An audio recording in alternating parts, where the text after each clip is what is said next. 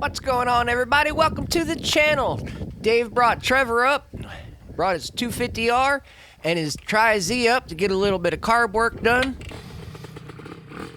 The 250R didn't really have a whole lot to be done. He was thinking about putting a key in on it instead of the Mikuni. After doing some measurements and everything, figured out that leaving the Mikuni on it would be the best bet. So we put it all back together and we put it on the back track, got some laps. Old Mr. Trevor here is 11 years old, ripping around on a CT Racing 310R. This is an 86 Honda 250R with a 310 big bore kit. CT Racing pipe, CT Racing jug. This thing is fast. Runs great. The little man's handling it like a champ.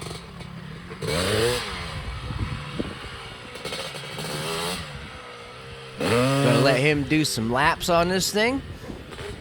Get a little bit of ride time on it. Figure it's kind of funny watching a little man ride around on a big bike on a big motocross track.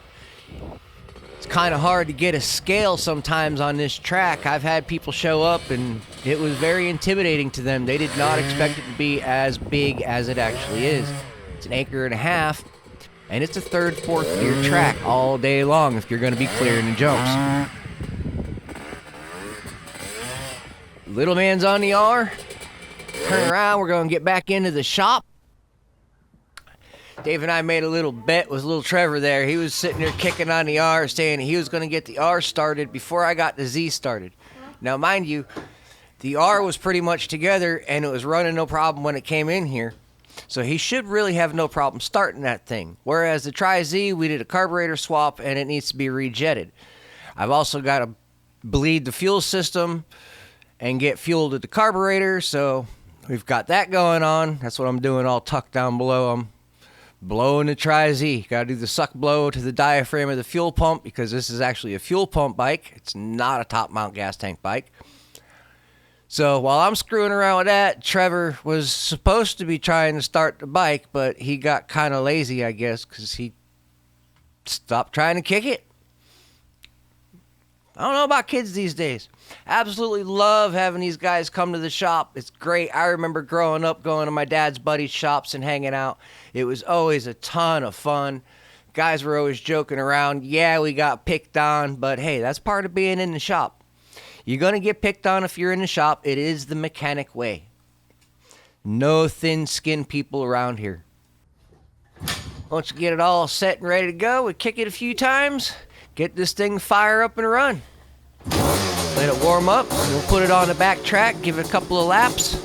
There will be future videos with this trike because I've still got to rejet it. It's not jetted 100% right. It's a little bit fat on the top end, so we got to lean it out. She runs good other than that. Let it warm up, then we'll jump over to the 250R, get that thing fired up. Old Munchkin standing in front of the camera. And you tell him to move over, and he backs up in front of the camera some more. Yeah, kids, gotta love them. It's so much fun having them around. Love picking on them. Absolutely love it. Brings a smile to my face. Now we'll turn around, kick the R a couple of times, get that thing fire up. Just to fire it up and make it go ring-a-ting-ting in the shop. You know, that whole neighbor annoyance thing. Gotta love it. Make it echo in the shop, it goes through the neighborhood. Always good having a track in the back, too, because when you pin that thing, the power band kicks in, oh, it echoes through the neighborhood. And they can't do much about it because the property's landlocked. They complain about the noise, but it's during the day, and the noise ordinances aren't during the day, so bonuses all around. Here we've got a good little walk-around quick thing.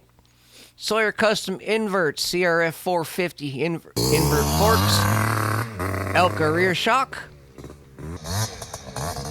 This Z is a lot of fun. Rides so smooth.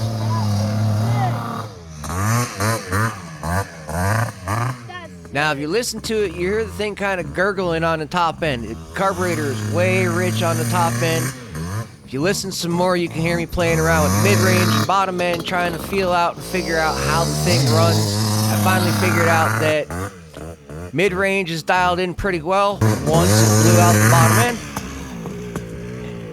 Had a little bit of extra fuel down in Crank Valley. Had to get that all blown out of it. Mid-range cleared out. Runs nice and good. Bottom end cleared out. Runs really good. Top end, we're going to go down in the jets and make it run really good. Like I said, hit that subscribe button. Look forward to future videos because we will have this thing dialed in and have a case to send it off the jumps. With the Elka on the rear and the inverts on the front, we'll get this thing dialed in suspension-wise, on top of engine-wise, and we'll be launching it off these doubles and triples that we've got on this track.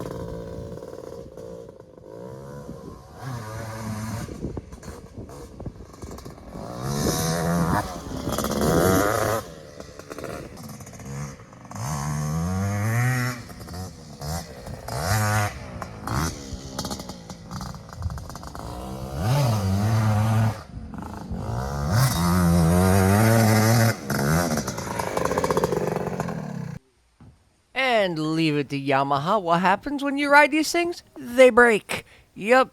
She dumped half a tank of fuel on the floor because the fuel filter broke. Gotta love it. And on with the R.